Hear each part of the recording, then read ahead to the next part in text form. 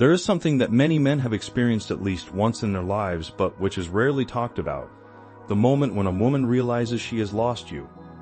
It is one of those situations that you only understand with time, when everything seems over and suddenly her attitude begins to change. Have you ever heard someone say you don't know what you have until it's gone? This phrase takes on an even deeper meaning in relationships. It is not just about regret, but an internal process that leads a person to reflect on what they had and what they have let go. It is the memories that resurface, the emotions that come back to the surface, and that sudden feeling of having made a mistake, often when it is too late. A friend, after a particularly painful breakup, told me how his ex seemed completely indifferent in the beginning. No texts, no signals, just silence. It seemed like the breakup had made neither warm nor cold to her. He tried to move on, convincing himself that she had forgotten him in an instant. Then, a few months later, something changed. Suddenly he received a text from her, short and seemingly insignificant. "Hey, I saw something that made me think of you." It was just a sentence, but it was loaded with meaning. He wondered, why now? Why should she still care? That conversation made me think about a dynamic that affects many men. Absence creates emotional attraction. The more distant you are, the more present you become in his thoughts. When a woman loses access to you, when she can no longer know what you do, who you are with, or how you are, something unexpected happens inside her. It is not just nostalgia, but an awareness. And this leads us to understand the first signs of when a woman realizes she has lost you. The first warning sign is that he or she is trying to reconnect, even if it's indirect. It's unlikely that he or she will do it explicitly, because no one wants to seem desperate or needy. Instead, it might start with small gestures. Maybe he or she refollows you on social media, likes an old post, or watches your every Instagram story. Or, even more subtly, he or she might text you a seemingly random message like, "Hey, how are you?" Does that sound familiar? It's not a coincidence. It's a deliberate strategy. I'm reminded of Lisa, a colleague of mine, who once told me that she tried to reconnect with an ex after months of silence. "I didn't want to seem desperate," she said, "so I just liked his photo and hoped he'd notice." This is what I call the breadcrumb strategy. Little signals thrown here and there to see if the other person still reacts. A way of saying "I'm thinking of you" without exposing yourself too much. If you notice these signs, don't get your hopes up too quickly. Take a good look at the situation. Is it a sincere gesture or just a moment of nostalgia? Is he really trying to rebuild something, or is it just a way of testing whether he still has some control over you? Sometimes these messages or gestures aren't even about you directly, but are a way for him to explore his feelings and understand what he really feels. And if tomorrow an ex of yours showed up with an unexpected message, how would you react? Stop and think for a moment before you respond instinctively, because behind those few words there could be much more.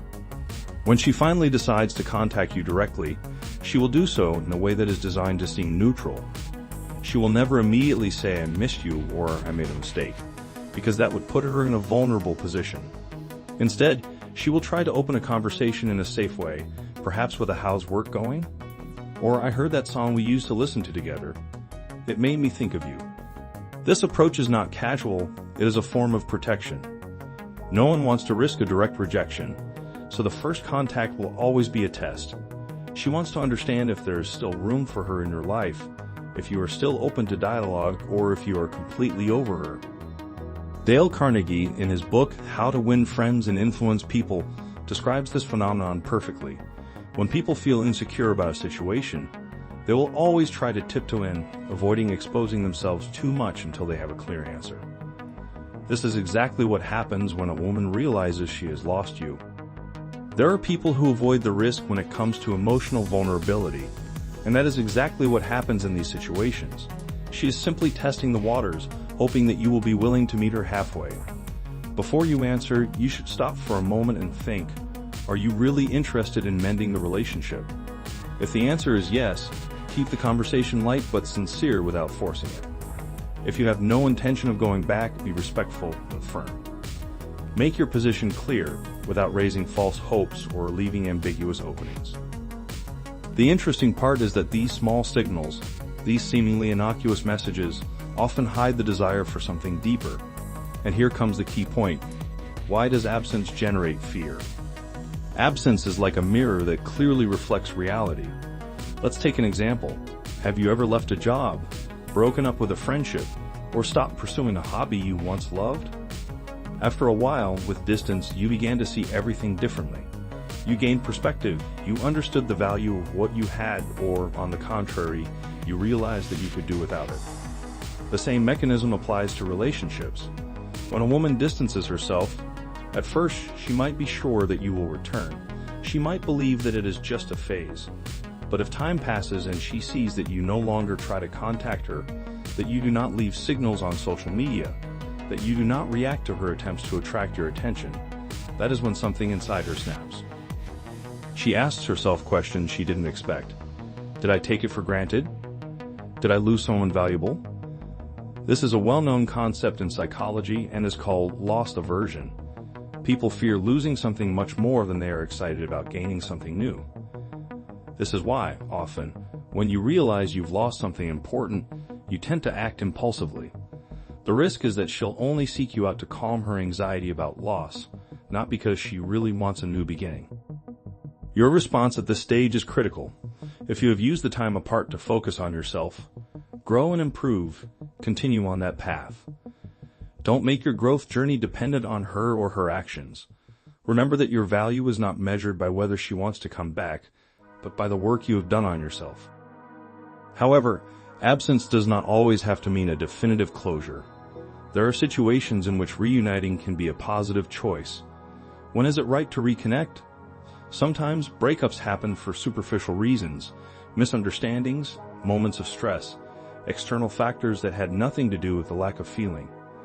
In these cases, a sincere conversation can make the difference. The story of a couple I know comes to mind. They broke up because their work commitments had become unmanageable, and the relationship seemed destined to suffer from lack of time. There had been no lack of love, just a complicated situation that seemed insurmountable.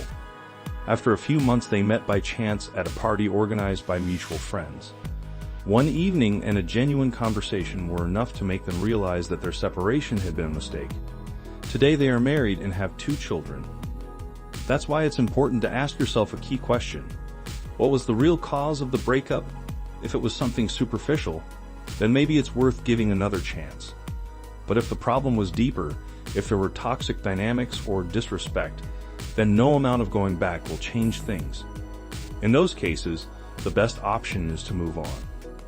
A reconnection does not always lead to a true reconciliation, especially if the root of the breakup was issues such as dishonesty or deep incompatibility.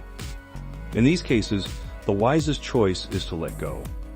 It is important to remember that not all love stories are meant to last, and often those who come back do not do so for the right reasons. But what exactly does a woman feel when she realizes she has lost you? 3 main feelings mix inside her: regret, nostalgia, and sometimes guilt.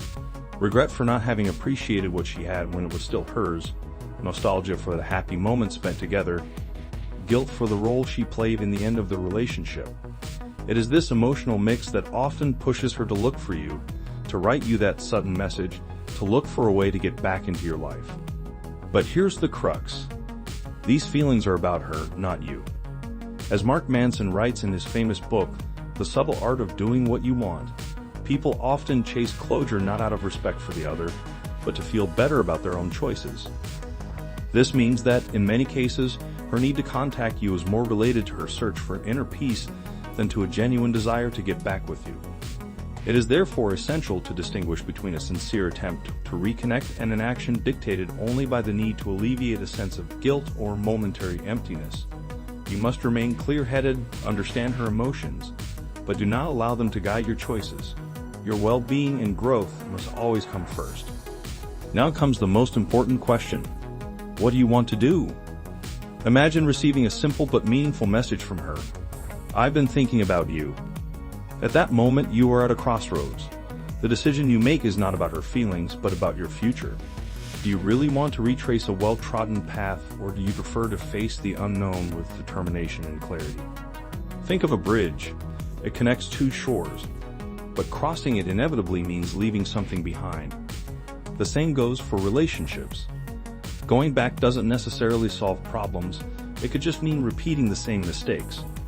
Before making a decision, reflect on who you have become during this time apart. You have evolved, you have made progress, you have understood your value. Is it really worth risking all of that for the comfort of familiarity? Or is it time to trust your strength and move on? In the end, losing someone, or being lost by someone, is always a lesson in personal growth. She reflects on what she has lost, you realize what you truly deserve. And it is precisely this growth that is the true goal of every experience. The best relationships are not born from chasing someone, but from the encounter between two complete people who choose to be together without needing to chase each other. So whatever you choose, make sure it aligns with your self-respect and your commitment to a brighter future.